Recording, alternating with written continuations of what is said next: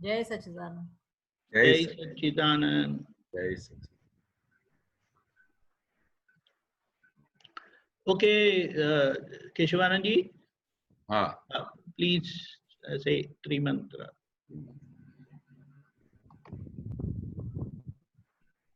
नमो वितरागाय, नमो वितरागाय, नमो अरिहंताणम, नमो अरिहंतानम, नमो सिद्धाणम, नमो सिद्धानम, नमो आयरियाणम, नमो आयरियानम, नमो उवज्जायाणम, नमो उवज्जायानम, नमो लोए सव साहुणम, नमो लोये सव साहुनम, ऐसो पंचन मुक्कारो, ऐसो पंच नमुक्कारो, सव पावपणासनो, सव पावपनासनो, मंगलाणम च सव्वेसिम, मंगलानं च सव्येसिं, परमं हवै मंगलम। पद्मं हवै मंगलम्। ओम नमो भगवते वासुदेवाय, ओम नमो भगवते वासुदेवाय, ओम नमः शिवाय, ओम नमः शिवाय। जय सच्चिदानंद, जय सच्चिदानंद। जय सच्चिदानंद।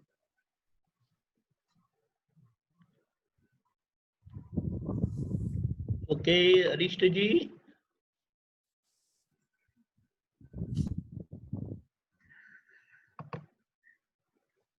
जय सच्चिदानंद स्वामी जी। जय सच्चिदानंद, जय सच्चिदानंद। स्वामी जी, जैसे अपन को बुरे भाव आते हैं ना पढ़ाई के वक्त, तो उसको कैसे दूर करें? क्या बोलती हो, फिर से बोलो। पढ़ाई के समय बुरे भाव आते हैं तो उसको क्या करें? कौन से भाव आते हैं?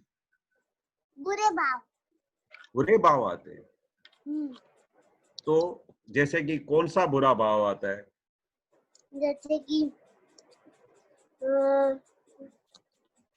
बुरे भाव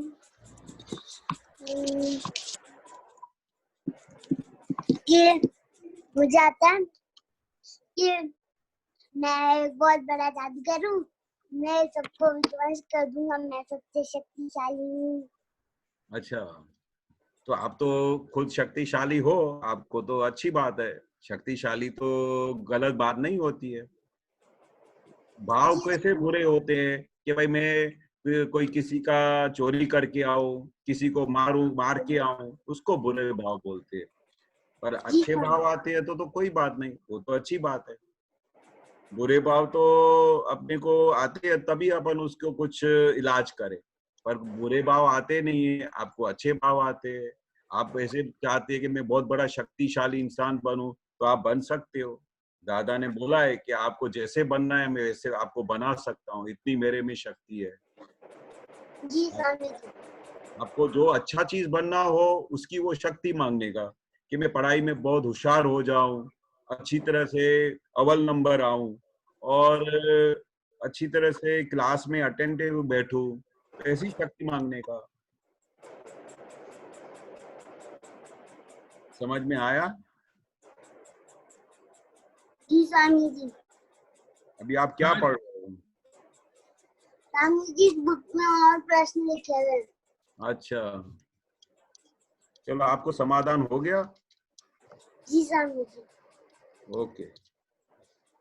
स्वामी जी, हाँ जी। लघुता ग्रंथि और गुरुता ग्रंथि मतलब क्या होता है? क्या बोलो, फिर से बताओ, नहीं समझ में आ रहा है। लघुता ग्रंथि और गुरुता ग्रंथि का मतलब क्या होता है? हाँ, लघुतम यानी मैं सबसे छोटे में छोटा मैं ही इंसान हूँ, और गुरुतम यानी मैं सबसे बड़े में बड़ा मैं ही हूँ। वो आत्मा की अनंत शक्ति के गुण है, बरोबर। हाँ, कभी भी ऐसा नहीं बोलने का कि मेरे जैसा कोई बड़े में, मैं बहुत सबसे बड़ा हूँ, मैं कुछ भी कर सकता हूँ, ऐसा अहंकार नहीं करने का।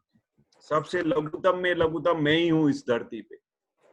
दादा भगवान कैसे रहते थे? दादा भगवान थे गुरुतम पद में, पूरे गुरुतम में, आखे ब्रह्मांड के स्वामी थे, बट छोटे बच्चे की तरह रहते कि मेरे जैसा छोटे में छोटा कोई भी नहीं है इस धरती पे। तो जब इंसान लघुतम भाव में रहता है ना, मैं सबसे छोटा मैं, तभी उसको गुरुतम पद का अवार्ड मिलता है। तो दादा हमेशा लघुतम पद में रहते थे, तो आखे ब्रह्मांड के स्वामी बन गए। अगर आपको सबसे बड़ा बनना है इस धरती पे, तो सबसे छोटा बन के रहने का, कि मेरे जैसा इस धरती पे छोटे में छोटा कोई भी नहीं है। समझ गए? जी स्वामी। जय सच्चिदानंद। जय सच्चिदानंद, जय सच्चिदानंद। जय सच्चिदानंद। जय सच्चिदानंद।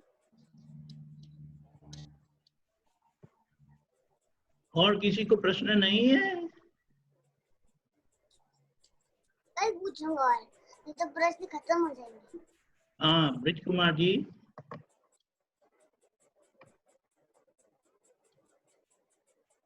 अनम्यूट करिए। हाँ,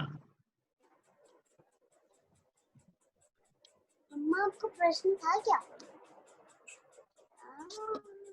ये सच है।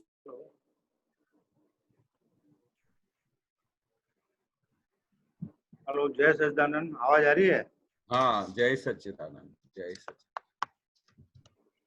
ये शुक्ल ध्यान में 4 पाए होते हैं,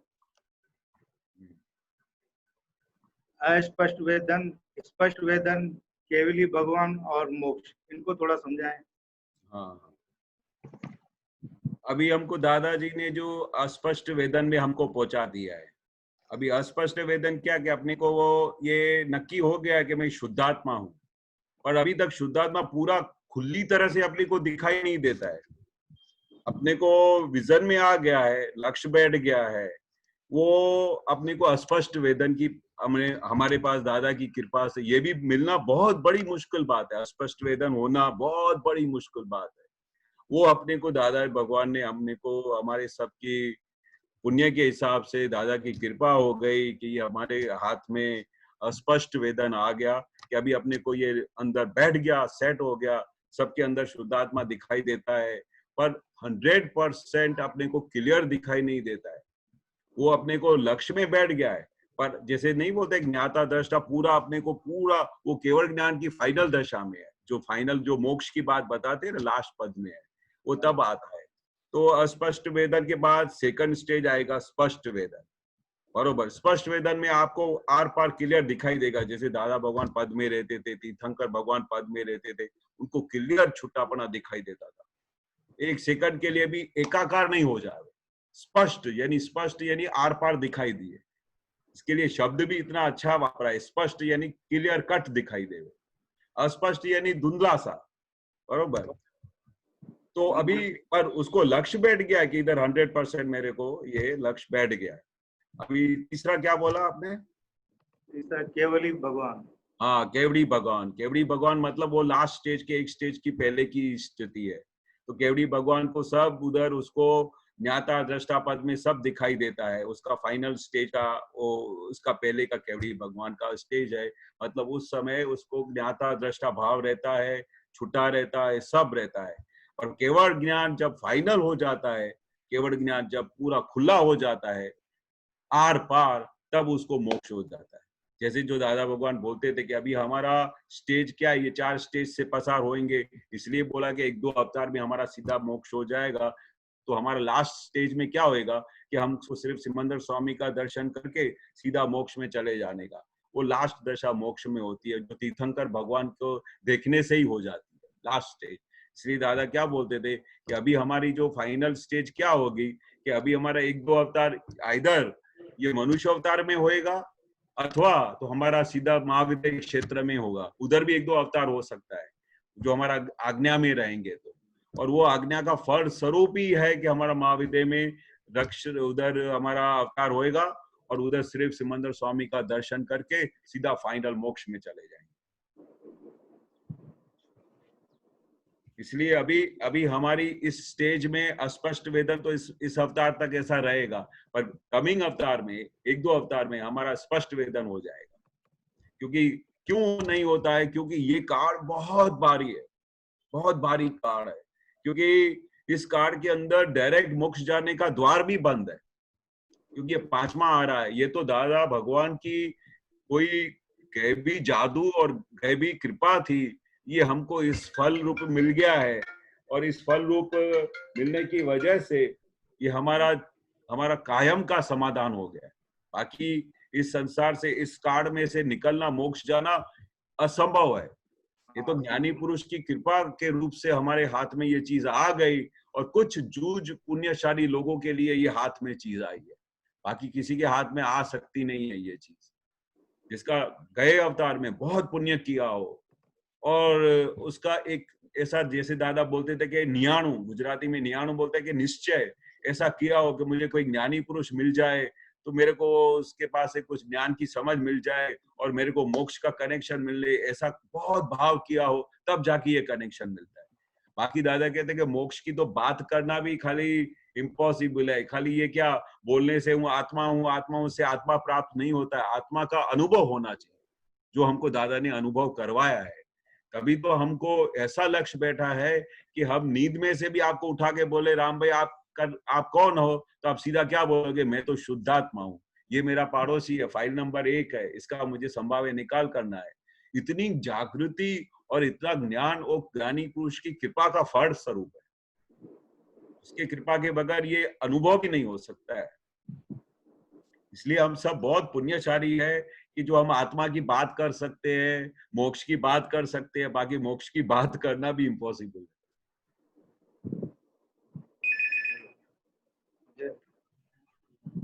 एक और छोटा सा क्वेश्चन था। हाँ, सहज प्रयत्न नियम से ही फल देता है, एक सूत्र पढ़ा था, सहज प्रयत्न नियम से ही फल देता है। फिर से बोलिए, नहीं समझ में आ रहा है। एक ये छोटी सी पुस्तक में सूत्र है, हाँ, सहज प्रयत्न नियम से ही फल देता है। सहज प्रयत्न नियम से फल देता है। हाँ, सहज प्रयत्न। हाँ, जो सहज प्रयत्न करते हैं ना, किसी भी चीज के लिए कोई भी सहज प्रयत्न करो। अभी कितनी बार क्या होता है कि अपन बहुत मेहनत करते हैं, बहुत परिश्रम करते हैं, उसके बाद भी लक्ष्मी का दर्शन नहीं होता है। जैसे दादा नहीं बोलता है कि भाई ये सहज से कैसे हो जाता है। कोई आदमी विचार भी नहीं करता है, थोड़ा सा विचार किया और वो शाम तक उसको इतना लक्ष्मी का कनेक्शन मिल जाता है, और उसमें उसने सहज प्रयत्न किया हो, खाली विचार किया हो। कितने सुबह से लाके शाम तक थोड़ा सहज प्रयत्न करते हैं तो शाम को उसको फल मिल जाता है। पर कितने लोग पूरा दिन मेहनत करते रहते हैं तो भी शाम को बड़ी मुश्किल से लक्ष्मी का दर्शन होता है। ऐसे दादा ने 4 स्टेप बताए। किसी को ऐसा होता है कि पूरा दिन जैसे मजदूर मेहनत करके आया, बहुत मेहनत किया, सुबह से लिए शाम तक मेहनत किया, और फिर शाम को बोला कि आज का मेरे दिन का जो पूरा पगार है वो दे दो, तो बोलेगा कि आज तो सेट है नहीं, तुम कल आना। तो बोलेगा कि पूरा दिन मेहनत करने के बाद, बहुत प्रयत्न करने के बाद भी उसको फल नहीं मिलता। ऐसा कितनी कैटेगरी में ऐसा देखा जाता है। अभी जिसको सहज प्रयत्न करने से मिलता है वो बहुत सबसे बड़ा पुण्यशाली। उसका इतना पुण्य के भाई पूछो नहीं, गए भाव में ऐसा पुण्य किया हो कि खाली सहज प्रयत्न करे और उसका काम हो जावे। सहज खाली बात करे तो उसका काम हो जावे, सहज प्रयत्न करे तो उसको लक्ष्मी का दर्शन हो जावे। तो ये सहज प्रयत्न एक ऐसी चीज है जो तुमको उसको, और उसके बाद अपने को ज्ञान हाजिर हो गया कि भाई ये करता कौन है। सहज प्रयत्न तो सही, पर ये ज्ञान भी मिल जाता है कि भाई पूरी व्यवस्थित शक्ति काम करती है। फिर उसके बाद आदमी को, हमारे महात्माओं को जिन्होंने ज्ञान लिया है, जिनको ज्ञान की समझ आ गई है, तो वो सहज प्रयत्न में ही उसका पूरा का पूरा फुल रिजल्ट मिल जाता है। और बहुत उनको पता है कि मेरे को अभी ये समझ मिलने के बाद अभी मेरे को करना क्या है, सहज प्रयत्न करने का, और उसके बाद जो उसका फल आता है एंड स्वरूप है वो व्यवस्थित शक्ति है। क्योंकि अभी मन वचन काया हमारा किसके हवाले है, व्यवस्थित शक्ति के ताबे में है। हमको सिर्फ अभी हमको अभी करना क्या है, तो हमारे जो भी संयोग आते हैं उसको देखना है और जानना है। और सहज प्रयत्न से पूरा, वैसे भी पूरा जगत सहज ही चल रहा है, पर हम बहुत बुद्धिशाली लोग क्या है, उसको असहज बना देते हैं, और उसको असहज बनाते हैं, उसमें डखा कर देते हैं। उस डखे की वजह से, असहजता की वजह से पूरे दुनिया भर के प्रॉब्लम्स खड़े हो जाते हैं। और अगर आप सहज रहो तो सब सुबह से लेके शाम तक, जैसे दादा वो कितनी बार ऐसा बोलते थे कि भाई एक दिन लगाम छोड़ दो तो देखो सब काम होता है कि नहीं होता है। तो ऐसा सब लोगों ने करके प्रयत्न देखा, किसी ने रविवार छुट्टी लेके ये करके देखा, तो सहज रीते हर एक चीज हाथ में आती भी है, चाय भी टाइम पे मिलती है, खाना भी टाइम पे मिलता है, सब सहज रीत से ही आखा जगत चलता है और अब पूरा जगत व्यवस्थित ही चल रहा है और व्यवस्थित ही रख रहा है। पर हम मनुष्य लोग बहुत बुद्धि चला के उसको असहज कर देते हैं और उसके बाद फिर सब डखे खड़े हो जाते हैं, उसकी वजह से सब अनसमझन खड़ी हो जाती है, उसकी वजह से ही पूरे सब झगड़े खड़े हो जाते हैं, उसकी वजह से ही सब वेर खड़े हो जाते हैं, सब असहज हो जाता है। पर दादा ने हमको सहज बनाया और वो सहजता की, इसलिए दादा बोलते हैं ना, सहजता की वो खुद मूर्ति थे। सहज किस तरह से, दादा को बोले आज शाम को दादा मुंबई जाने का है, तो दादा बोले कि मुंबई क्यों जाना है? बोले दादा उधर बहुत बॉम्बे से बहुत फोन आ रहा है कि बॉम्बे के महात्मा सब राह देख रहे हैं। तो दादा बोलते हैं अपना इधर टाइम पूरा हो गया बड़ौदा में, तो भले बात कर लो, टिकट बुक करा लो, जैसे भी जो तारीख की टिकट मिलती है उसका बुकिंग करा लो, तो फिर अपन बॉम्बे चलेंगे बदे। तो इतने सहज होते थे। अभी कोई तो क्या बोलेगा, अभी ये 4 दिन तो मुझे ये काम है, अभी तो मेरे को बहुत इधर जाने का है, अभी तो वो खुद ही डखा खड़ा कर देगा। पर दादा बोलते कि ત્યાં થી वहां से कोई कॉल आ गया, उधर से बुलावा आ गया, यानी हमारा उधर जाने का टाइम हो गया, और इतने सहज रहते थे। और फिर गुजराती में तो बोलते थे, वो हम खुद को पोटले की तरह रखते थे। पोटला यानी क्या गुजराती में? एक पोटला होता है जो बांध के अपन पहले जूने जमाने में एक जगह से दूसरे जगह जाते तो पोटला बांध के जाते थे, कोई बैग नहीं होती। दादा बोलते थे हम तो पोटले की तरह है, हमको इधर से उठा के बोले गाड़ी में बैठ जाओ तो गाड़ी में बैठ जावे, गाड़ी से बोले अभी उतर जाओ तो हम उतर जावे। उसको सहजता बोलते, क्योंकि दादा जानते थे कि मेरी खुद के हिसाब से तो होता ही नहीं है, व्यवस्थित शक्ति इधर से इधर उठा के लेके जाती है, उधर से उधर लेके जाती है, और उसमें वो ज्ञाता दृष्टा में रहते थे। दादा बोले ऐसा जो तुम रहना सीख जाओ ने, तो दुनिया में कोई डखा नहीं हो, दुनिया में कोई एक दूसरे के साथ अथड़ामण नहीं हो, इतनी सहजता हो। इसे सहज रहने में बहुत बड़ी, दादा बोलते थे, सहजता तो इतनी होनी चाहिए कि आदमी को किधर भी उसका ऑब्स्टिकल नहीं खड़ा हो सकता। बरोबर है? हाँ बरोबर। जय सच्चिदानंद। जय सच्चिदानंद। जय गीताबेन अलवर, गीताबेन अलवर।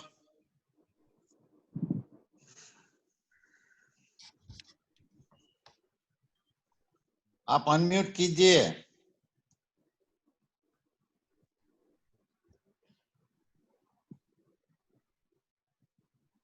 गीताबेन,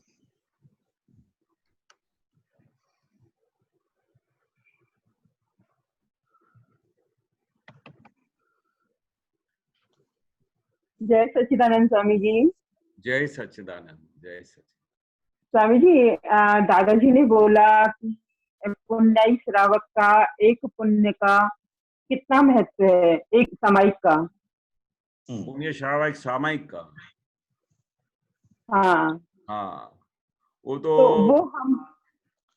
वो मतलब दादा ने एक वो जो पूरा उनका एक एग्जाम्पल दिया था कि पुण्य श्रावक का सामायिक की क्या वैल्यू है। वो जो उनको उधर नर्क में जाने का था शैनिक राजा को, तो उनको भगवान ने बोला कि तुम ये पुण्य श्रावक का एक सामायिक लेके आओ तो तुम्हारा ये जो नर्क जाने की जो गति है वो बच सकती है। तो तुम वो पुण्य श्रावण की वो तुम उनके पास से लेके आओ सामायिक। तो वो पूरा सामायिक गुजराती में बोलो कि हिंदी में?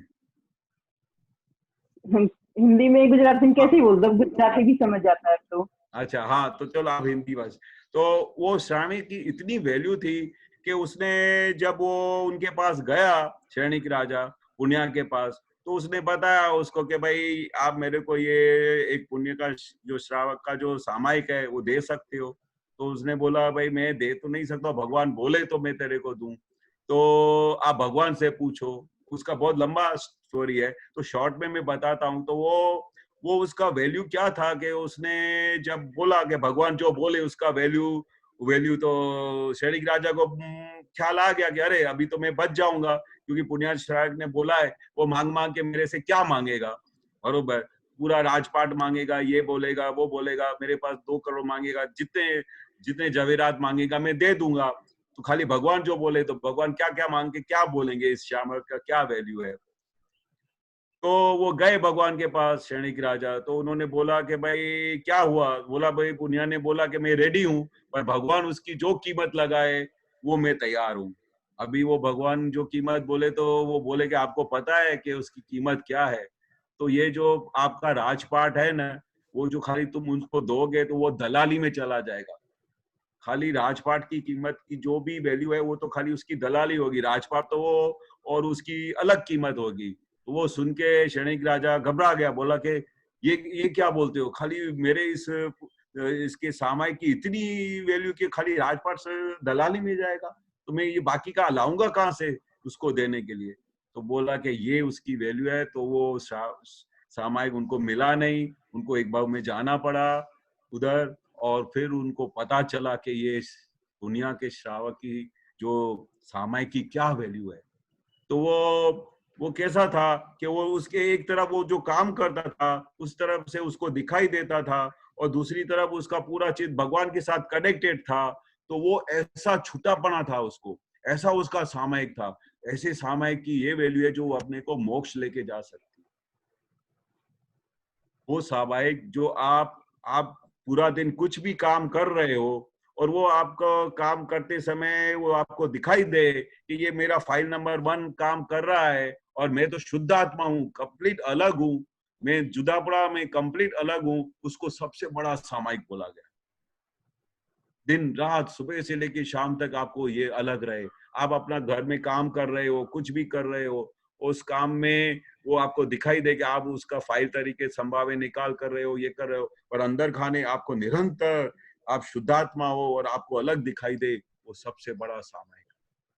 वो दादा ने सामायिक हमको दे दिया है, जिसका फल स्वरूप हमको मोक्ष मिलेगा, वो हमको मोक्ष की तरफ लेके जाएगा। ऐसा शायद इसका वैल्यू है इतना सामायिक का।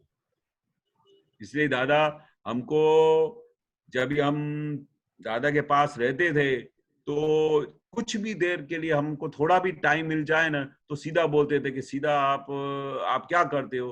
तो दादा हम बोलते, दादा हम ऐसे ही बैठे थे, बात कर रहे थे, ये कर रहे थे। बोला एक पल भी घुमाने जैसा नहीं है, एक पल भी मिले तो आप अब सामायिक में आ जाओ, एक पल भी मिले तो प्रतिक्रमण करो, पर एक पल के लिए ऐसा प्लेन खाली नहीं हो निकल जाना चाहिए, क्योंकि ये चीज हमको मोक्ष में जाना है और मोक्ष को प्राप्ति करना है।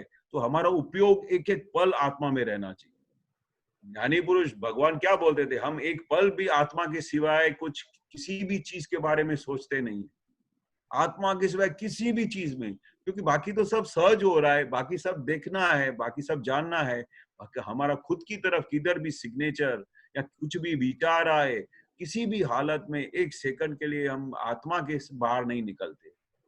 ऐसा हमको ज्ञान दादाजी ने दिया है, ऐसी समझ हमको दी है, और ऐसी समझ से हम एक एक पल में निरंतर दादा की आज्ञा के अनुसार, दादा की समझ के अनुसार हम आत्मा में रह सकते हैं और हम अपने मोक्ष के जाने के लिए स्टेप्स तैयार कर सकते हैं। और यही हमारी जागृति और यही हमारी समझ हमको मोक्ष लेके जाएगी। आप घर में काम कर रहे हो, कुछ भी कर रहे हो, उसी समय आपको चित्त हमेशा ये हाजिर रखने का है कि कौन काम कर रहा है, आप खुद कौन हो, वो हमेशा जागृति रहनी चाहिए। और दूसरी बात, 5 आज्ञा में रहोगे तो आप एक एक पल अपने आत्मा में रह सकते हो। इतनी जबरदस्त आज्ञा दी हुई है 5 आज्ञा, और उसके अलावा कुछ है भी नहीं। इतनी सरल और सीधा विज्ञान दिया है कि 5 आज्ञा में रहो और जितना भी टाइम मिले उसका सदुपयोग करो, जब भी टाइम मिले उसका प्रतिक्रमण करो, क्योंकि हमारे को पता भी नहीं चलता कि हमारे से कितनी भूल हो जाती है दिन दरमियान, और जो भी भूलें होती है तो हमको टाइम भी नहीं मिलता है प्रतिक्रमण करने का। तो वो प्रतिक्रमण करो, क्योंकि हमारे पास एक एक पल दादा बोलते थे हमारा कीमती है। ये मार्ग पे चलने के बाद, ये मार्ग पे अपने को सुझाव मिलने के बाद, समझ मिलने के बाद, हमारा एक एक पल कीमती है, ऐसा दादा बोलते थे पूरा। क्योंकि इतनी बड़ी अंदर माया जाल बैठी हुई है, इतने बड़े सब हमारे दोष बैठे हुए हैं, इतनी हमारी भूलें हैं, वो हमको एक एक करके साफ करनी है, उनको निकालना है। और जब तक हम ये क्लीनिंग नहीं करेंगे, सफाई नहीं करेंगे, तो आत्मा का जो सुख है वो हमको प्राप्त नहीं होएगा। जैसा चाहिए वैसा सुख, जो आत्मा का जो इतना सुख है वो हमको कैसे प्राप्त होएगा कि जब हम इस मार्ग पे सीरियसली फॉलो करेंगे, दादा के कहने के मुताबिक चलेंगे, दादा के समझ के हिसाब से चलेंगे, तो फिर हमको कोई रोक नहीं सकता। सही है ना? बिल्कुल सही बात है स्वामी जी। स्वामी जी, जो अभी स्पष्ट वेदन की बात आई, तो वेदन का मतलब तो परेशानी होता है, वेदन का मतलब तो दर्द होता है, स्पष्ट वेदन और मतलब आप देख स्पष्ट का मतलब आर पार। हाँ, आर पार अनुभव कर संदर्भ, अनुभव के संदर्भ में दादाजी ने बोला है। हाँ, अनुभव। वेदन मतलब आप यू कैन फील कि भाई कंप्लीट आप अनुभव कर रहे हो, उसको वेदन बोलते हैं। स्पष्ट वेदन मतलब आर पार आप देख सकते हो उसको। स्वामी जी, दादाजी ने एक बात और कही थी। हाँ स्वामी जी, हाँ जी, दादाजी ने कहा था कि जीते जी की मुक्ति, जीते जी की मौत। फिर से बोलो, नहीं सुनाई दिया। जीते जी का मौत होना, और उसके बाद की मुक्ति, जीते जी मौत करना अपनी। ऐसा कुछ पूरा वाक्य हो तो कुछ ख्याल आए कि भाई वो किस अनुसंधान में बोला है? माना जीते जी, माना प्रकृति का जीते जी मौत जैसा देखना, माना वो निकल ही रहा है। जैसे अभी आज हमारी मृत्यु हो गई, माना समझो, तो वो उसको कुछ असर नहीं पड़ती पुद्गल को। हाँ ऐसे ही प्रकृति में रहने का जैसा। हाँ, जीते जी मतलब आप इस तरह से प्रकृति में रह सकते हो कि जैसे भाई जीते जी के भाई जैसे मौत हो जावे तो अपने को कैसे पता चले कि हमारा पीछे कैसे काम कर रहे हैं। ऐसे दादा की एक दो बार ऐसा एग्जाम्पल भी दिया था कि पहले से ही समझ लो कि भाई ये मर चुका है केशव, अभी पहले से समझ लो ये मर चुका है। फिर उसके बाद यहाँ ऐसा समझो कि अभी एक दो दिन में, ये हफ्ते में ये जाने वाला है, इसका देह छूट जाने वाला है, तो आपको कैसा हो जाएगा? फिर आपको लगेगा अरे अभी मेरा जाने का टाइम हो गया, तो अभी मैं इसके साथ क्या कषाय करूं, इसके साथ क्या लफड़ा करूं, इससे क्या झगड़ा करूं, अभी तो मुझे मर जाने का है अभी। तो ऐसा जब जीते जी आप मर जाओगे ना, तो उसके बाद इस धरती पे आपको कोई भी कषाय नहीं रहेगा, कोई तकलीफ नहीं रहेगी, कोई वैर नहीं रहेगा, क्योंकि आपको पता है कि भाई मैं खलास हो चुका हूँ।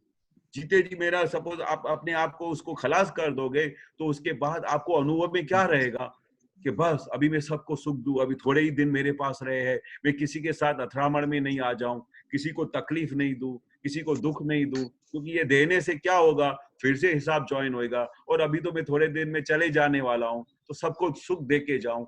ऐसा जो अनुभव हो जावे और ऐसा जो समझ में आ जाए कि मैं हफ्ते के बाद चले जाने वाला हूं, तो कितनी जागृति रहे, कितनी अपने को ये समझ में आ जाए। और इतना तो ऐसा ही अगर हम पूरा लाइफ रहे, दादा बोलते थे, तो आपको कितना किसी के साथ ऐसा अथरामण हो, आपको हमेशा ऐसा ही रहना चाहिए। अभी तो मैं जाने वाला हूँ, कुछ ही दिनों में मेरा देह छूट जाने वाला है, तो कितनी समाधि रहे पूरा, और किसी के साथ झगड़े में ही नहीं आए, और उसका हलन चलन, बात करने का तरीका, सोचने का तरीका सब बदल जाए।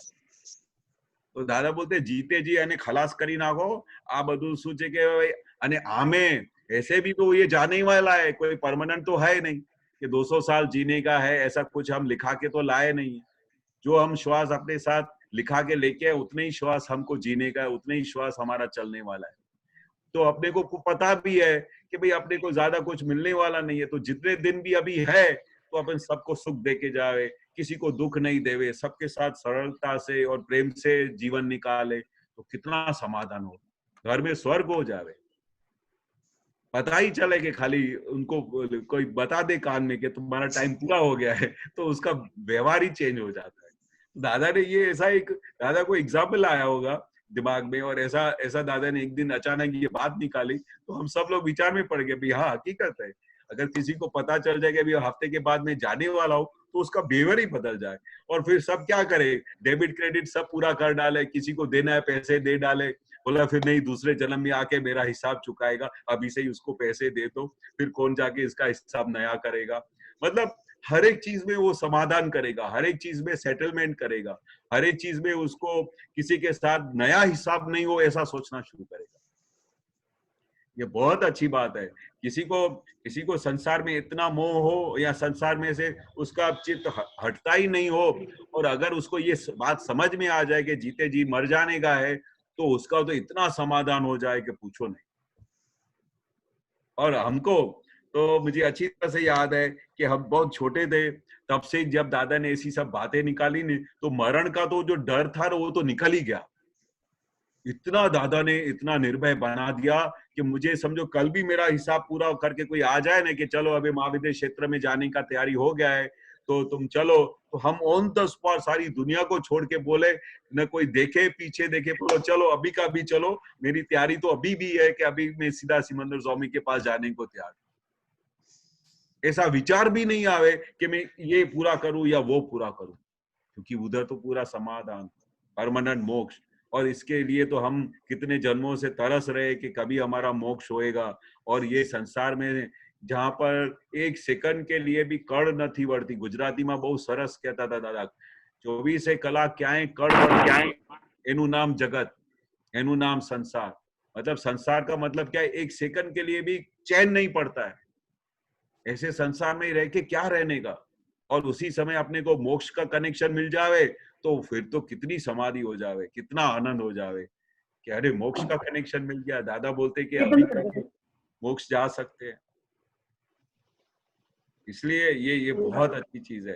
कभी कभी अगर अपने को ऐसा बहुत संसार में अटैचमेंट हो जाती हो या उधर से मोह बहुत ज्यादा हो जाता हो, तो ये ऐसा सेटिंग करके देख लेने का, तो हफ्ते में मेरा जाने का तैयारी है। और वैसे भी हमारे कभी पहले जमाने में दादा बोलते थे कि कोई ऐसा, दादा आप ऐसा बोलते हो कि हफ्ते के बाद ऐसा जाने का, ऐसा हम सोच भी नहीं सकते।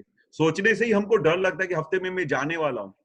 बोले दादा जो कितना उसको ममता है अपने में कि मैं इसको खाली ऐसा बोलता हूँ कि सोचो, खाली वो होने वाला नहीं है। तो दादा बोलते थे कि सोचने से उसको डर लगता है कि मैं मर जाऊंगा तो फिर क्या होगा, मेरा इतना सब चीजों का सेटलमेंट कौन करेगा। पर दादा आप कितना सहजता से बोल देते हो कि हफ्ते में मर जाना है, ऐसा सोचो। दादा बोलते हैं कि सोचने के लिए भी लोगों को डर लगता है। और उधर एक महात्मा ने लिटरली दादा को ऐसा बोला, दादा आपने अभी ये बात बोली ना, एक हफ्ता के बाद मैं मर जाने वाला हूँ, ऐसा सोचो। तो ये सोचने से अभी से ही मेरे को घबराहट हो रही है। आपने ये टॉपिक निकाला कैसे? बोलो लोगों को कैसा है, मरने से कितना डर लगता है। और हमको दादा ने कैसा बना दिया है कि कल भी हमारा कोई इधर चिट्ठी लेके आ जाए कि चलो तुम्हारी तैयारी हो गई है, निकलो अभी इधर से, यहाँ से तुम्हारा टाइम पूरा हो गया धरती से। तो हम बोले अरे वाह, हम छूट गए, अभी का अभी हमारे को लेके चलो, अभी हमारा टाइम हो गया, हमारा बहुत अच्छा टाइम आ गया कि अभी हमको अभी ये, क्योंकि इतनी खातरी है दादा के मिलने के बाद, अभी हमको मोक्ष के सिवा और कोई कनेक्शन मिलने वाला ही नहीं है। सही है? सच्चिदानंद। ठीक बात है स्वामी। जय सच्चिदानंद, जय सच्चिदानंद।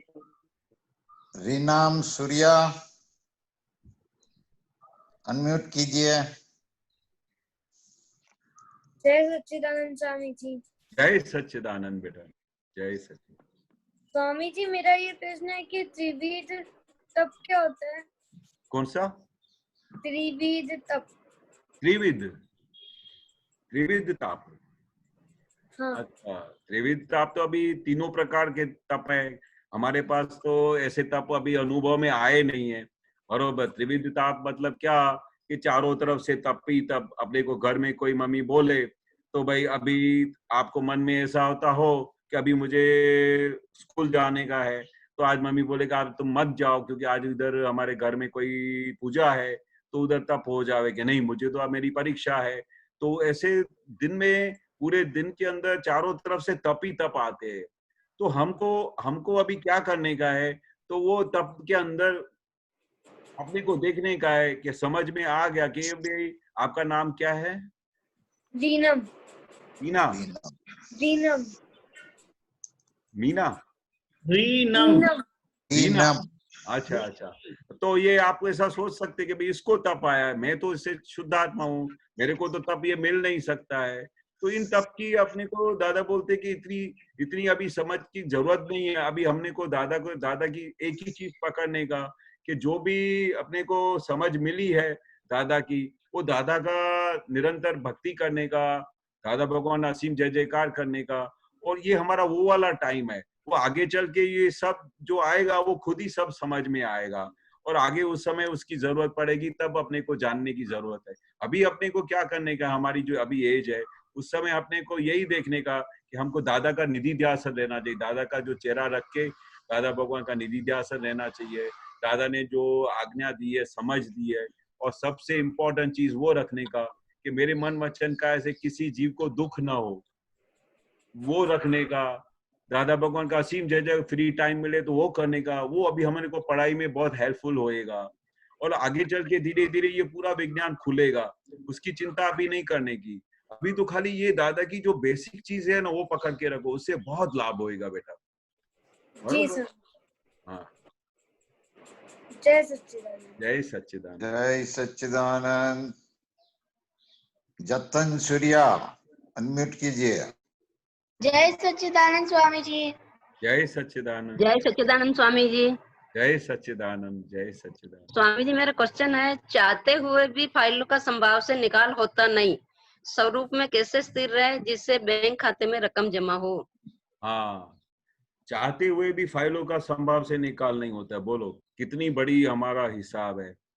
दादा क्या बोलते हैं कि आपको ऐसा अंदर से इच्छा होती है कि मुझे कैसे भी करके ये फाइल का संभाव से निकाल करने का है, पर वो नहीं होता है क्योंकि हमारा लास्ट बर्थ में उनके साथ ऐसा भाव, बहुत भारी हिसाब, डेबिट बैलेंस लेके आए हैं।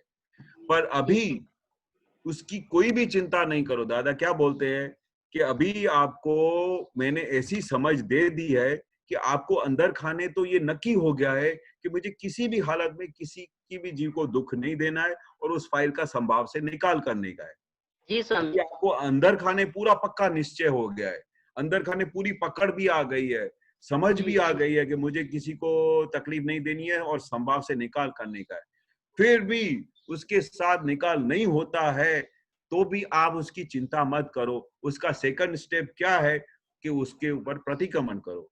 और दूसरी बात, तीसरा स्टेप क्या है, दादा भगवान से शक्ति मांगो कि हे दादा भगवान, ये मेरी चिकनी फाइल है, इसके साथ मेरा बहुत भारी हिसाब है, और उसके साथ मुझे ऐसी शक्ति दो ताकि मैं इसके साथ संभाव से निकाल कर सकूं। अभी ये जो 2-3 स्टेप्स आप लोगे ना तो उसमें फिर आपकी जोखमदारी रहती नहीं है, क्योंकि आपकी अभी सिग्नेचर क्या है कि मुझे फाइल का संभाव से निकाल करना ही है, पक्का निश्चय है। पर नहीं होता है तो उसके लिए खेद रखने का, उसके लिए समझ में रखने का कि चिकनी फाइल है। और तीसरी बहुत स्टेप्स है। तीसरा स्टेप ये भी रखने का कि जब भी वो फाइल सामने आती है तो पहले से ही उसकी प्रिपरेशन करने की, तैयारी करने की।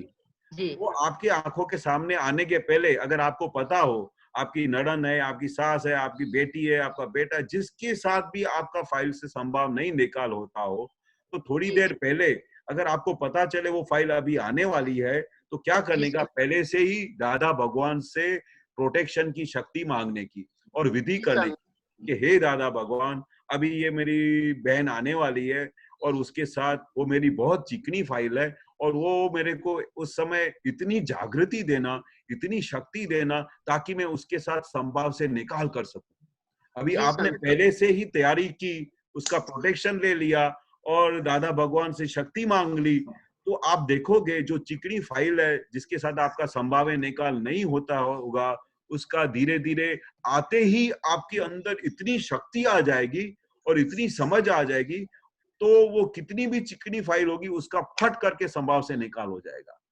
जी स्वामी। दादा ने बहुत बड़ा सीक्रेट दिया। उन्होंने बताया कि अगर बहुत चिकनी फाइल है, उसका संभाव से निकाल नहीं होता है, तो पहले से ही वो फाइल घर में आने वाली हो या दूसरे रूम में बैठी हो तो अपने रूम में जाके ऐसा विधि कर लेने का, आने के पहले या उसके साथ। और आप ऐसा करोगे ना तो ये हमारा कितना एक्सपीरियंस है कि हमारे लाइफ में ऐसी कितनी चिकनी फाइलें थी जिनके साथ दादा का ये हमने सीक्रेट यूज किया, वो उनकी सब फाइलें सहज रीते सॉल्व होने लगी।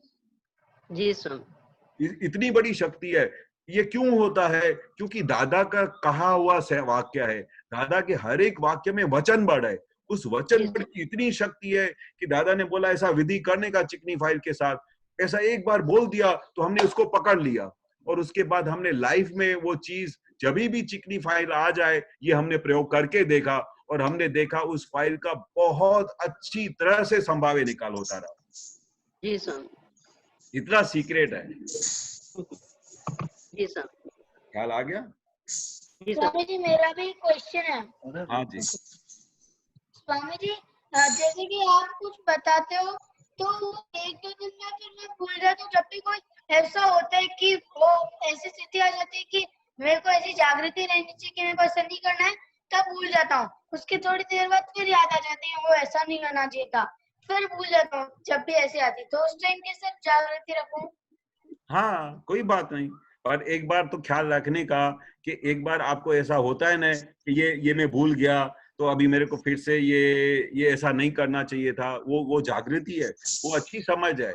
वो सबको नहीं होती है, किसी को तो पता भी नहीं चलता है कि मेरे से ये भूल हो रही है, पर आपको पकड़ में आती है कि ये मेरे से गलती हो गई, ये मेरे को ऐसा भूल गया मैं, और फिर उस समय तो उसका एक स्टेप बहुत अच्छा है कि वो दादा भगवान से शक्ति मांगने का, हे दादा भगवान मैं बार बार ऐसा भूल जाता हूँ और ऐसी टाइम पे भूल जाता हूँ जिस टाइम पे मुझे उसकी बहुत सख्त जरूरत है उस चीज की, और ऐसा मेरे से भूल हो जाती है कि दादा भगवान, और फिर देखने का कि हमने को किस कारण से ये भूल होती है। क्या आपका उस समय चित्त हाजिर नहीं रहता है?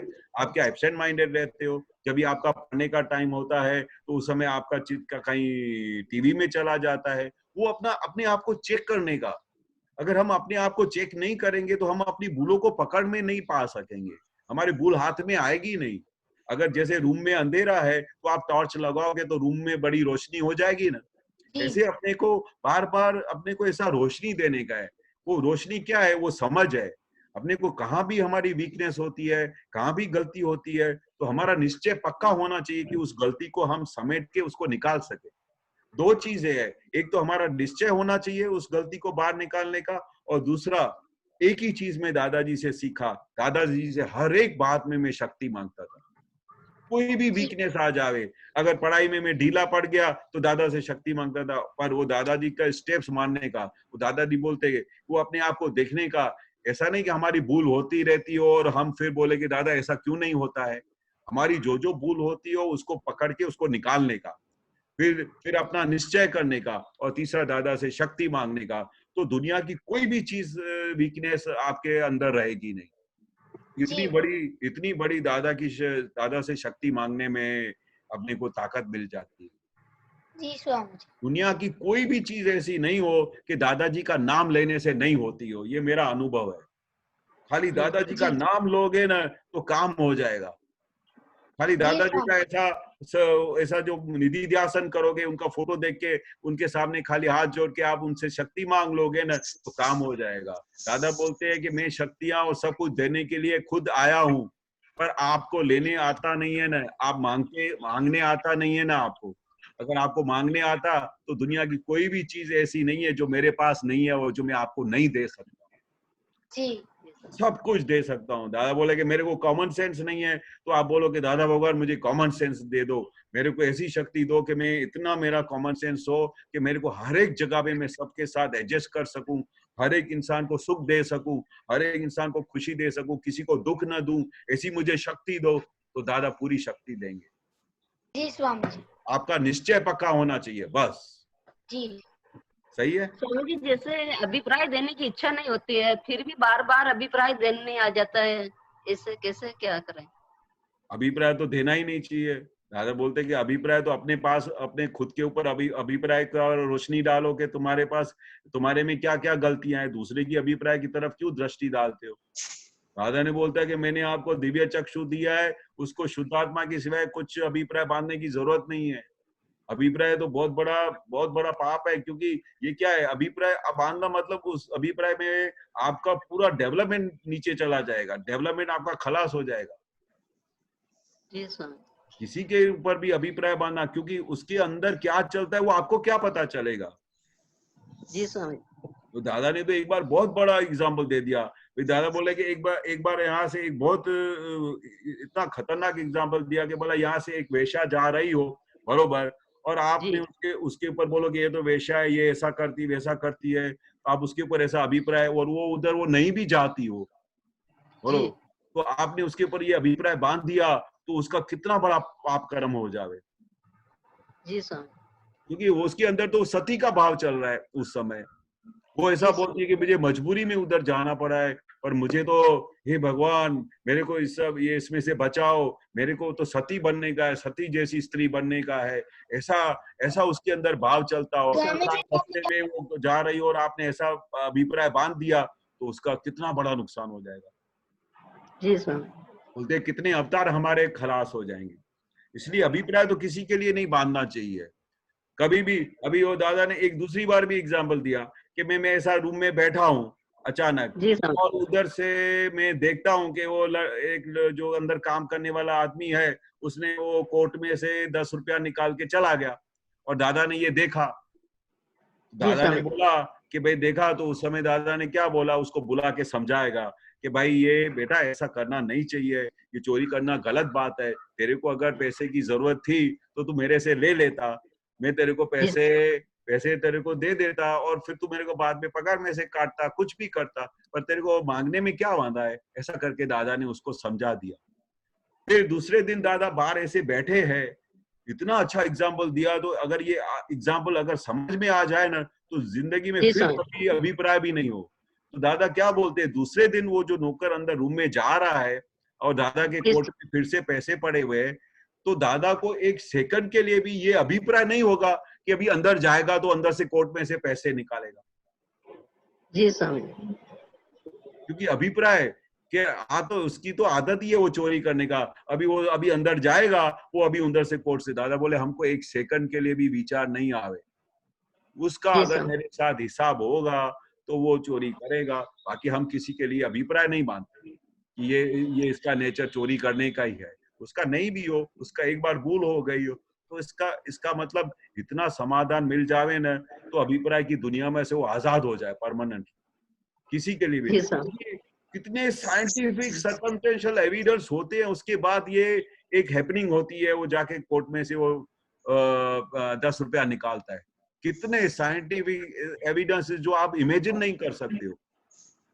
ऐसा हिसाब होगा, उसके घर में कैसे भूख होगी, किसकी वजह से उसको 10 रुपया निकालना पड़ा, कितने संजोग होंगे, या बच्चे की फीस करनी होगी, या कुछ ना कुछ करना होगा, या किसी के लिए खाने के लिए करो।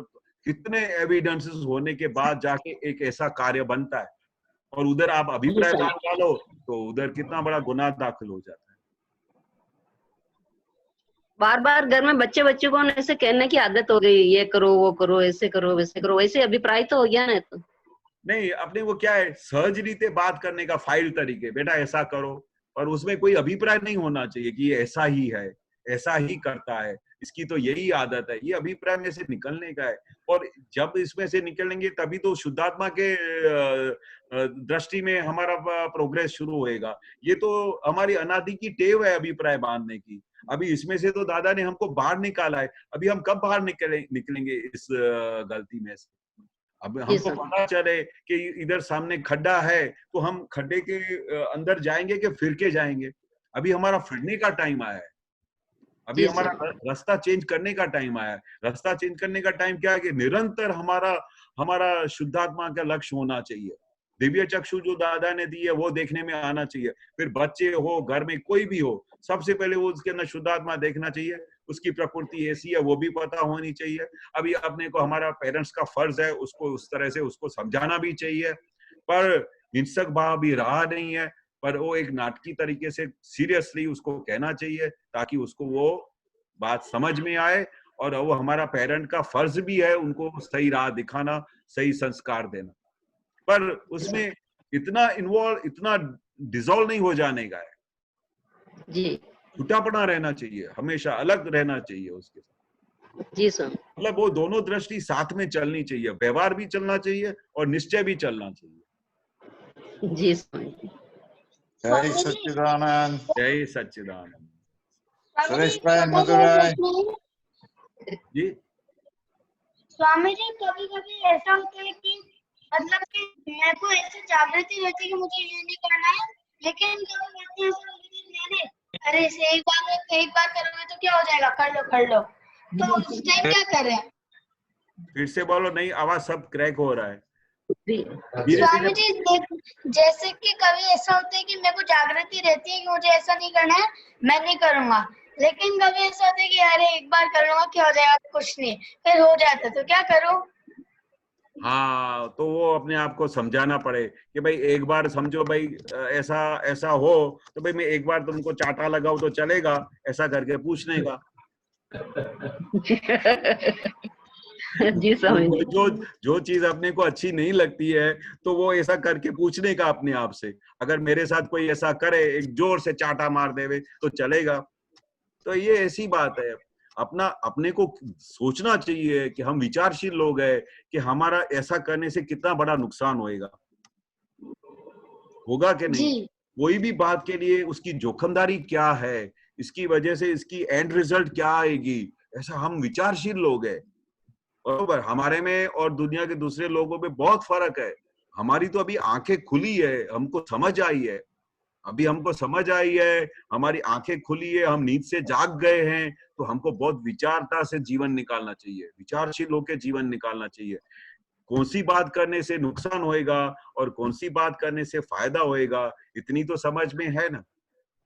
जी जी तो फिर हमको सोचना चाहिए कि अगर ऐसा है कि एक बार ऐसा होगा तो चलेगा, तो फिर उसमें क्या हो जाएगा, मन धीरे धीरे मन कैसा हो जाएगा। एक बार जो अगर लपट गया, एक बार जो मन लिपस गया, तो फिर दूसरी बार का चांस ढूंढेगा, फिर तीसरी बार का चांस ढूंढेगा, फिर ऐसा ऐसा करते करते पांचवी बार भी वैसा बोलेगा, तो बोलेगा कि ये भी होएगा तो चलेगा। तो धीरे धीरे हम कैसे हो जाएंगे, हम सीधा अज्ञान दशा में चले जाएंगे और फिर हम अंधकार में चले जाएंगे। फिर उधर उस अंधकार से आपको बाहर कौन निकालेगा। बड़ी मेहनत करके तो धीरे धीरे सब आप तो सब बात करके, दादा भगवान की बात करके आपको रोशनी की तरफ, प्रकाश की तरफ लेके जा रहे हैं। फिर अचानक आप अंधेरे में चले जाओगे तो आपको कौन बाहर निकालेगा। ऐसा बताने का अपने आप को, ऐसा जी समझाने का कि एक बार लिपस गया तो कोई वांदा नहीं है, तो बार बार लिपसने की आदत पड़ जाएगी, और वो आदत पड़ गई तो फिर आपको उसमें से कोई बाहर नहीं निकाल पाएगा। वो दादाजी जब आपके एज के थे ना, तो दादाजी बार बार ऐसा ही बोलते थे, हम आपके ऊपर कितनी मेहनत कर रहे हैं आपको पता चलता है।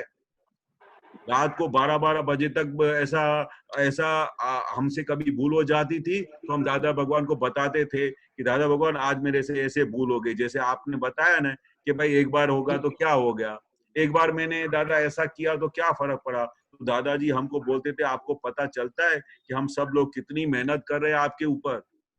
रात को 12-12 बजे तक बैठ के आपको समझाते हैं कि समझ क्या होती है, प्रकाश क्या होता है, ज्ञान क्या होता है, और फिर आप बोलते हो एक बार ऐसा हो गया तो क्या फर्क पड़ेगा। बिल्कुल नहीं। एक बार अगर कोई भी गलत राह पे चल गया, फिर उसको वापस लाने में बहुत दम लगाना पड़ता है, बहुत मेहनत करनी पड़ती है। इसलिए ऐसा स्टेप्स ही नहीं लेने का कि चलेगा, कोई वांदा नहीं है, देखा जाएगा, ऐसा बिल्कुल नहीं करने का। क्योंकि ये तो फिर हम वापस कौन सी दशा में जा रहे हैं, फिर अंधकार में जा रहे हैं, अज्ञान दशा में जा रहे हैं, जिसमें से कोई भी अपने को वापस नहीं निकाल सकेगा। इसलिए हमेशा अलर्ट रहना चाहिए। ये ज्ञान और दादाजी की समझ मिलने के बाद बहुत गाफिल रहने जैसा नहीं है, बहुत जागृति रखने का ज्ञान है। जी जय सच्चिदानंद। जय सच्चिदानंद। जय सच्चिदानंद। सुरेश भाई अनम्यूट कीजिए। जय सच्चिदानंद दिलीप भाई। जय सच्चिदानंद। मेरे को नहीं, जय सच्चिदानंद केशवानंद जी। जय केशवानंद जी से बात कीजिए। जय हाँ हाँ जय सच्चिदानंद। एक जय- आप तो सूत्र दादाजी का हाँ व्हाट्सएप में आया था, चित्त प्रसन्नता होती है उसी को मोक्ष में प्रविष्ट होने देते हैं दादा भगवान। हाँ, चित्त की प्रसन्नता बहुत हाँ। बड़ी बात है, बहुत बड़ी बात है भाई। उसी को मोक्ष प्रविष्ट हाँ, होने देते हैं। उसको ही मोक्ष में एंट्री मिलती है। चित्त की प्रसन्नता यानी निखालसपना होना चाहिए। चित्त ऐसा प्रसन्न होना चाहिए कि चित्त में कोई भी विकट भाव या गलत भाव नहीं होना चाहिए, क्योंकि चित्त ही है जो पूरा दर्शन को ब्लैकआउट कर देता है। चित्त की प्रसन्नता यानी चित्त में हर एक क्षण, हर एक पल आपको ऐसा निखालस होना चाहिए, हर एक को सुखमय होना चाहिए।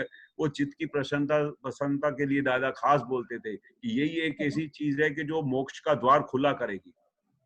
ऐसे तो बहुत स्टेप बताए हैं, पर निखालस होना, चित्त में कोई भी मलिनता नहीं रखने का। चित्त में मलिनता हो गई मतलब पूरा दर्शन आपका बंद हो जाएगा। आत्मा का जो इतना अनंत सुख है वो चित्त की प्रसन्नता से ही आगे बढ़ता है। और वो हमको हमेशा सावचेत करती है। कहीं भी चित्त की मलिनता हो गई तो आप खुद को ही आपको पता चलेगा। आपने चित्त में किसी का फोटो देखा, अपने भाई का फोटो देखा और उसके भाई में आपने उसका विचार करना शुरू किया कि भाई ये तो ऐसा ही है, ये घर का ख्याल नहीं रखता है और मुझे ही पूरा घर की जवाबदारी संभालनी पड़ती है और ये तो आखा दिन मौज करता रहता है, मस्ती करता रहता है। अभी आपने उसके लिए इतना सब वो कर दिया तो अभी उसका कितना नेगेटिव इफेक्ट हो जाएगा। सब फोटो सब चित्त के सब गलत पड़ गए और जब गलत फोटो पड़ गए तो फिर उसकी पूरा शरीर के अंदर उसका दर्शन में सब मलिनता ही मलिनता आ गई और फिर चित्त की प्रशंसा कहाँ गायब हो गई। यानी हर एक नमूने से, हर एक एंगल से, हर एक प्रकार से अपने चित्त से किसी का भी विचार मात्र या दर्शन में ऐसा आए तो उसके लिए पॉजिटिव, उसके हर एक संजोग में उसके लिए पॉजिटिव देखने का, तो उसकी वजह से सीधा हमारा मोक्ष का द्वार खुला हुआ है। हर एक सेंटेंस में, हर एक सूत्र में दादा ने कोई ना कोई ऐसी प्रोटेक्शन वाली चीज दी है जिसकी वजह से आप उस मोक्ष द्वार पे चल सकते हो और मोक्ष के द्वार खुल सकते हो। चित्त में, मन वचन काया, और जो काया में मतलब खाली चित्त से नहीं, हर एक नमूने से अपना इस तरह से प्योरिटी में रहने का है, इतना ट्रांसपेरेंट रहने का है ताकि अपने मन वचन काया से किसी जीव को दुख न हो, अपने काया से, वाणी से, वर्तन से, दर्शन से किसी भी जीव को दुख न हो। इस तरह से रहने से हमारा मोक्ष का कोई भी रास्ता रोक नहीं सकता। चित्त की प्रसन्नता का एक दाखला दो ना। चित्त प्रशंसा मतलब चित्त की प्रशंसा कैसे है कि भाई आप, अभी मैंने एग्जाम्पल नहीं दिया कि आप किसी के लिए भी सोचे तो ऐसा इमेजिनेशन भी करे ना कि भाई मेरा भाई है, बहुत अच्छा है, अमेरिका में रहता है, बहुत अच्छा है और वो भले उधर तकलीफ में है पर हमारा भी बहुत ख्याल करता है, रेगुलर करता है, तो उसको आपने चित्त से अमेरिका में बैठे बैठे उसके लिए पॉजिटिव देख लिया। अच्छा, कैसा पॉजिटिव? हाँ, पूरा उसको आपके चित्त के अंदर आपका भाई भी दिखाई देगा और उसका पॉजिटिव भी दिखाई देगा। उसके पॉजिटिव देखने से आपके अंदर भी खुशी आ जाएगी और आपके लिए, उसके लिए भी कल्याण भावना होगी और उसका, आपका एक एक जो भाव है वो भी उधर पहुंच जाता है। इतना ज्यादा बोलते हैं, ये परमाणु की साइंस है कि आप इधर बैठे बैठे आपका भाई किधर भी बैठा हो तो उधर तक पहुंच सकता है आपका वाइब्रेशन, स्पंदन। हाँ, इतना इतना दादा, इसलिए तो दादा बोलते थे कि किसी भी जीव के लिए आप विचार करके भी, भूल से भी, विचार से भी, चित्त से भी आपने किसी के बारे में ऐसा गलत सोचा हो तो उसका प्रतिक्रमण करना पड़ता है, क्योंकि आपको पता नहीं चलेगा वो उधर हर एक भाव, आपका हर एक दर्शन उधर पहुंच जाता है। इतनी सूक्ष्म परमाणु की साइंस है। हाँ, तो उसको स्पंदन पहुंच जाते हैं, सब ऑन द स्पॉट स्पंदन पहुंच जाते हैं, पॉजिटिव हो या नेगेटिव, कोई भी नेगेटिव। हाँ, वो दादा ने तो कितने एग्जाम्पल्स भी दिए थे कि भाई इधर बैठे बैठे, दादा इधर बैठे थे इंडिया में और उधर उनका भाव होता था कि दादा के लिए बहुत भाव होता था और दादा को इतना उनकी ऐसा विरह होता था, तो दादा उधर सूक्ष्म देह होके उधर दादा दर्शन दे के आते थे और फिर वो इतने खुश हो जाते थे, वो बोलते थे कि दादा मैंने आपके साथ बातें की, दादा आप मेरे रूम में आके बैठे, मेरे सोफा के सामने बैठे, मेरे से इतनी देर बातें की, दादा आपने मेरे को इतनी विधि भी की, मुझे इतना दादा ऐसा आपने किया। और फिर दादा को उधर फोन पे बात करते थे, कभी लेटर लिखते थे, दादा आपने ऐसा किया। वो कैसे पहुंचते हैं? क्योंकि आपका भाव हो गया और सीधा दादा उधर आपको हाजिरी में दर्शन देते। आपके भाव हो, इतना बड़ी सूक्ष्म साइंस है। कैसे उधर दर्शन देते थे, 1-to-1 देते थे। हाँ, 1-to-1। और ये तो एग्जाम्पल कितने महात्माओं के साथ अनुभव हुआ हमारी हाजिरी में। दादा हंसते थे और बोलते थे कि ऐसा कि मैं आपके साथ आधा घंटा बात किया, मैंने आपकी विधि भी की। फिर दादा जानते थे कि दादा खाली जो भी महात्मा होता था, जो भी दादा के लिए ऐसा तरसता था, दादा के ज्ञान को प्राप्त करने के लिए या दादा के दर्शन करने के लिए, तो उसको दादा ऐसा ऑन द स्पॉट दर्शन देते थे। और लिटरली वो जब एक्सप्लेन करते थे महात्मा तो हम हैरान होते थे कि दादा ऐसा इतना ऐसा हो सकता है। बोलते हैं हाँ ऐसा हो सकता है, दादा सूक्ष्म शरीर से दर्शन देते हैं। इसलिए तो दादा ने बोला कि दादा कहीं भी गए नहीं है, हम सबके अंदर विराजमान है, और जब भी आपको ऐसा दर्शन करना हो तो हम दर्शन देते हैं। फिर सपने में भी आके दर्शन देते हैं। और कितने लोगों को हाजिरी में ऐसा ऐसा कोई विश्वास नहीं करे कि मेरे आंखों के सामने बैठे थे दादा भगवान, ऐसा दर्शन देते। हाँ जय सच्चिदानंद। जय सच्चिदानंद। और ये मुकुल भाई, हेमा बहन रिटर्न म्यूट कर जो। आपके सूत्र पुस्तक जाड़ू 3765। यशवानंद जी। हाँ हाँ बस अभी तू म्यूट हो जा सुरेश, हाँ तेरा म्यूट। एक और पूछना है। दीपकानंद, और दूसरा क्वेश्चन चल रहा है, अभी टाइम हो गया है। दीपकानंद, हाँ नहीं दीपक आनंद નથી આજે, તમે ખાલી વાંચી લો પ્લીઝ। અચ્છા, ठीक। જ્ઞાની પુરુષ એટલા બધા અંતરાય તૂટી ગયા હોય કે દરેક વસ્તુ સામેથી આવીને પડે। हाँ અંતરાય અહંકારને લીધે જ પડે છે। હું કઈ છું એનાથી। હવે હા। બીજું વાક્ય છે, એને સંલગ્ન વાક્ય છે। કેવળ જ્ઞાનની વ્યાખ્યા સી, કેવળ અજ્ઞાનની વ્યાખ્યા પહેલી સી। કેવળ અજ્ઞાનનો જથ્થો એની સ્લાઇસ પાડીએ 21 સ્લાઇસ ના પ્રકાશ આપે। ઓકે છે।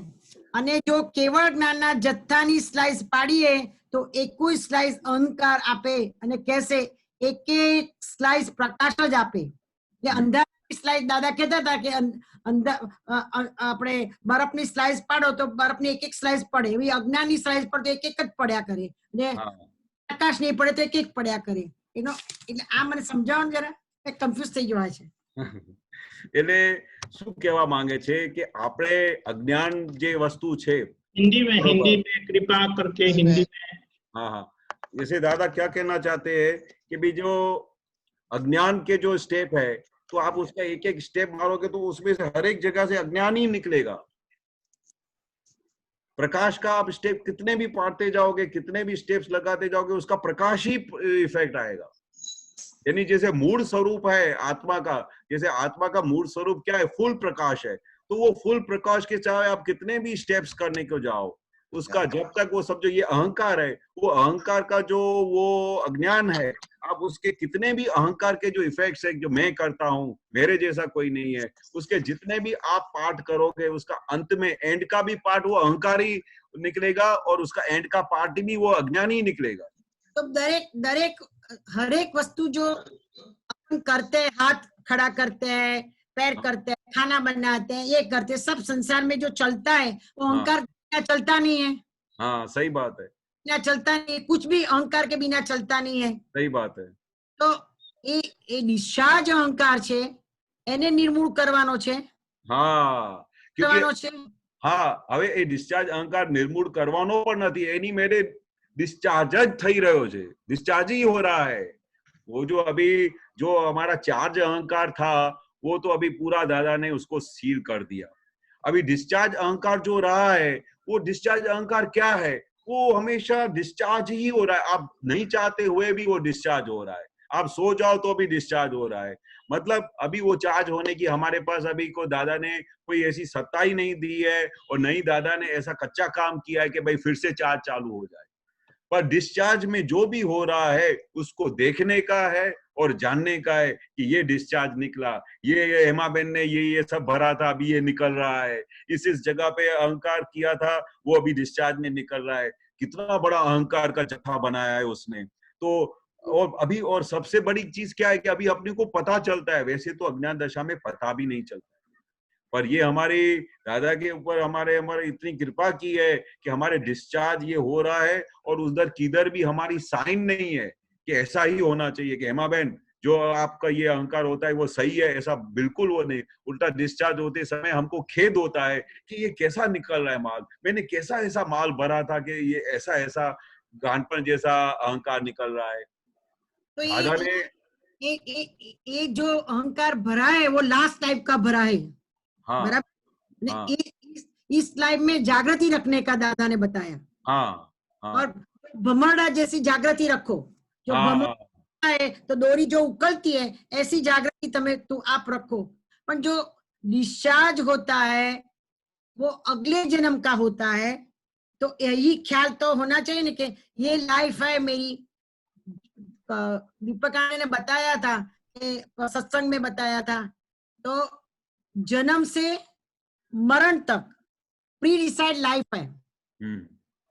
अपन हाथ में पकड़ लेते हैं कि ये हो गया, हाँ ऐसे हो जाता है। बरोबर। कभी कभी क्या होता है कि हम तो 2 आदमी है, हस्बैंड एंड वाइफ, हमारी अभी डाउन आ रही है तो ज्यादा मजा आता है अभी तो। बरोबर। तो उसमें क्या होता है कि अभी तो वे टू स्मशान की और जा रहे हैं ना, तो लोड बहुत ज्यादा पड़ा है। हाँ तो वो का फिनिश करने का, तो जो शुद्धात्मा के प्रतिक्रमण करने का तो मैं ही हेमा नहीं हूँ, 100% नहीं हूँ। विधि में बोलते हैं, सुबह विधि में बोलते हैं कि मैं ज्ञान स्वरूप छू, ये सब होता है। ये हमको ऐसा लगता है कि शब्द से होता है कि फेरफार होता है अंदर से, वो क्या होता है। हाँ भले शब्द से होता है, क्योंकि दादा ने क्या बोला, ये अवतार में जितना भी हो रहा है, इतनी बड़ी समझ और इतनी बड़ी जागृति जो नहीं होने वाली थी और जो किसी को होती नहीं है, जो कितने अनंत काल के भव तक भटकना पड़ता है, उधर हमारा काउंटिंग में आ गया कि हम 1-2 अवतार में मोक्ष में जाने वाले हैं। तो अभी सेलिब्रेशन करो। दादा क्या बोलते हैं, सेलिब्रेशन करो कि ऐसी जागृति मिली है कि आपका काउंटिंग में आ गया कि हम 1-2 अवतार में मोक्ष में जाने वाले हैं। और अभी जो माल खाली हो रहा है, डिस्चार्ज जो भी हो रहा है, वो हेमा बहन का हो रहा है, ऐसा सिर्फ भाव रखो। भले एकाक और हो भी जाते हो तो फिर से उसका प्रतिक्रमण करो, तो ये भाव तो ऐसा ही चलेगा।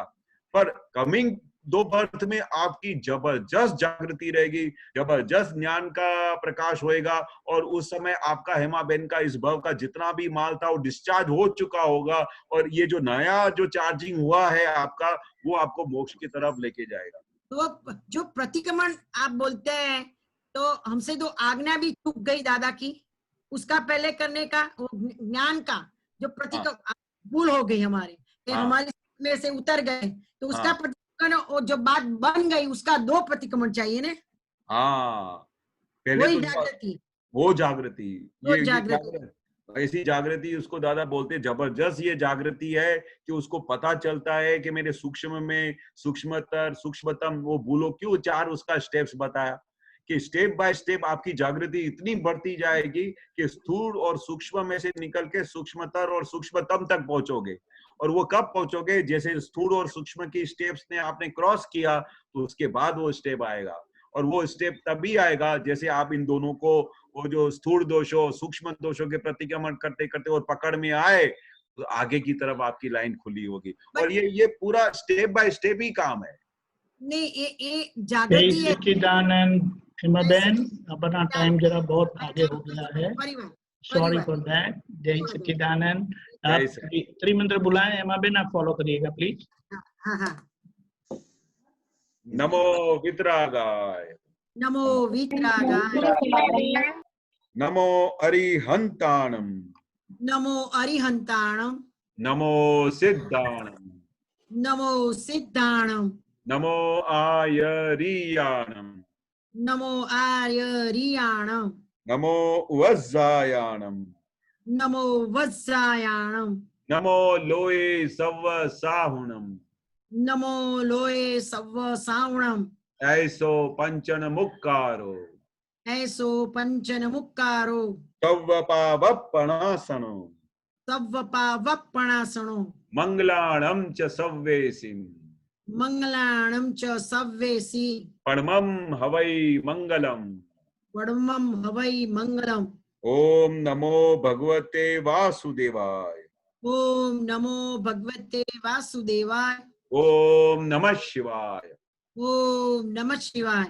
जय सच्चिदानंद, जय सच्चिदानंद।